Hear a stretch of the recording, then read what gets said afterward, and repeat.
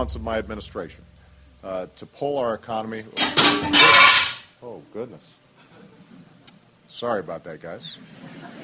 To pull our economy back from the brink, including the largest and most sweeping economic recovery plan in our nation's history. We're gullible, but we're also willingly gullible. We want a human being, a big daddy, to come along and make everything right for us. And as long as we believe that, we'll always basically get shafted. In addition to John, sorry, I just noticed that I jumped the gun here. Go ahead and move it up. I had already introduced all you guys. It's the presidential reality show. But when it became an Oprah production, it became slick. You don't have a president, you have an actor. They say that politics is show business for ugly people. You got it. What am I going to tell the president when I tell him his teleprompter is broken? What will he do then? It's Obama's role to front for the international banking syndicate and to take all the heat for their unpopular agenda. It's his job to convince the American people that the buck actually stops at the White House. In Brzezinski's book, Between Two Ages, he said eventually we shall put presidents in who will have personality cults.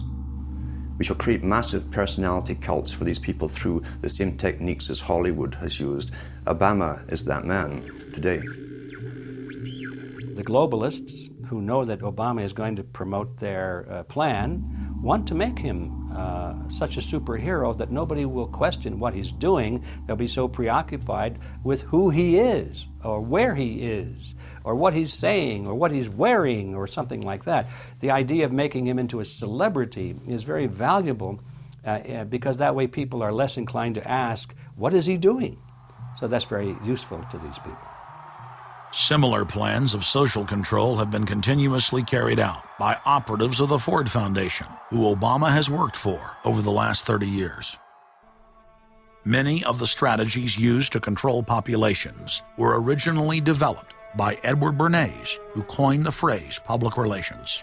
Bernays said that if you manufacture an authoritative figure who repeats the same messages over and over, that this will appeal to the masses' subconscious desires. Yes, we can. The unwashed masses will helplessly follow the leader and go along with any message they spout. Yes, we can. Yes, we can. We shall overcome. Yes, we can. We will respond with that timeless creed that sums up the spirit of a people. Yes, we can. Thank you. Today, these exact techniques are being used with devastating effect against the general population. Obama is the latest version of 21st century mass mind control. The psych warfare engineers are counting on Obama to finish the plan they began decades ago. Beyond their plans to devastate the economy for global consolidation, a new international framework of draconian law is being constructed to establish a system of neo-feudalistic serfdom. Remember, it was Bill Clinton who gave us NAFTA. And it was Al Gore, the hero of the environmental movement, who was the hatchet man for the Clinton administration to cram NAFTA down the throats of a reluctant Congress.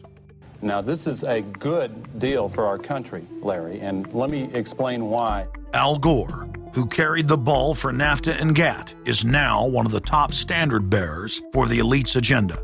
I didn't interrupt you. Okay, now, guys. Yeah, maybe it just... Is this... NAFTA. Why? Huge numbers of manufacturing jobs left Canada, came into the United States because of a 15% wage differential. We pay our workers less in Canada. Now, when you've got a 7-to-1 wage differential between the United States and Mexico, you will hear the giant sucking sound. No, there's a political lesson, there's a business lesson. Sorry. He serves as the front man for the carbon tax cap and trade scheme, which will not only increase taxes on every American, but will also transfer our national sovereignty and rights to a tyrannical world government all in the name of saving the earth. Is the legislation that we are discussing here today, is that something that you are going to personally benefit from? If you believe that the reason I have been working on this issue for 30 years is because of greed, you don't know me. I've been willing to put my money where my mouth is. Do you think there's something wrong with being active in business in this country? I am simply asking for clarification. I'm proud of the it. relationship. I'm proud of it. My name's Dr. Tim Ball. I'm a climatologist. I have a PhD in climatology from the Queen Mary College, the University of London, England. And I've been studying climate both with my 9 years in the Canadian Air Force, where it was essential to flying, and then after that at the university. So it's essentially been the whole theme of my career. Initially called climate skeptics. I said, but all scientists are skeptics. If you're not a skeptic, you're not a scientist. And then when that didn't work, then they came out with the charge that we were climate change deniers. And I remember when I was first called a denier, and it was in the Times of London and England. And of course, the word denier was clearly deliberately chosen because of the Holocaust connotations of that term. So it was not only a charge that you were ignoring the truth, but you were doing it in a very evil way. And of course, I laugh about that now because my whole career has been anything but a climate change denier. I've spent my career trying to educate people to how much climate changes naturally. So I'm anything but a denier, but of course that is part of the politics. Under the Nazis, there was something called race science. They had a lunatic theory of eugenics, the Aryan heritage, and all the rest of this. Absolute crackpot pseudoscience. There was no empirical measure or empirical test for the validity of those theories. They simply asserted them, and if you were a professor who stood up to them, then the Gestapo would come and take you away. We are perilously close to such a situation right now. Any academic, any other figure standing up to say the global warming theory of Al Gore is a piece of crackpot nonsense is in danger. You'd be fired from a government job, and in many universities, your job would be in danger. And of course, it's also part of what's called ad hominem, that if you can't defeat the person's argument rationally, you start attacking the person. And we see that with these terms, and we see it with Al Gore calling them flat earthers. Congressman, you began by denying that there is a consensus on the science. There is a consensus on the science. Well, you mustn't have been listening to our testimony that we've had for the last few days with dozens of experts that have come in who have given completely different views. Well, I would encourage you to go back and look at the testimony this committee's heard. There are people who still believe that the moon landing was staged on a movie lot in Arizona.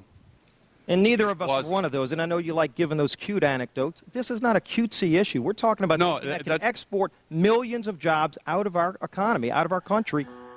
Richard Lindzen, an MIT professor of atmospheric physics, said it many years ago when he said the consensus was reached before the research had even begun. And then scientists like myself that stood up and said, hold on a minute, I got problems with it. Oh, paid by the oil companies, don't trust that guy. What the international scientific community is saying is correct. There is no legitimate basis for denying it. Now, you hear the consensus argument. Well, the majority of scientists. What they're always talking about is, and originally the IPCC was about 3,600 scientists, it's now down to 2,500. That's the people they're talking about. But when you look at it, most of them are bureaucrats. They're not scientists at all. And very, very few of them are actual climate experts. Now, the consequences of that, and whether that's because of man-made CO2, I think are debatable. If CO2 is not causing the climate change, what is? What are the major driving factors? And so they're essentially the ones that are left out by the Intergovernmental Panel on Climate Change. It's unbelievable to me that they can come out and ignore the sun. I mean, everybody knows the sun goes in, it gets cool. You notice that, right? You have an eclipse, the temperature drops, and the birds start to get excited and so on. And when you look at the seasonal changes with the sun, how you can suggest that the sun is not a factor is really quite remarkable. Giving us false scientific information is not going to clean up our environment. Speaking with a lot of promises and innuendo is not going to help clean up our environment.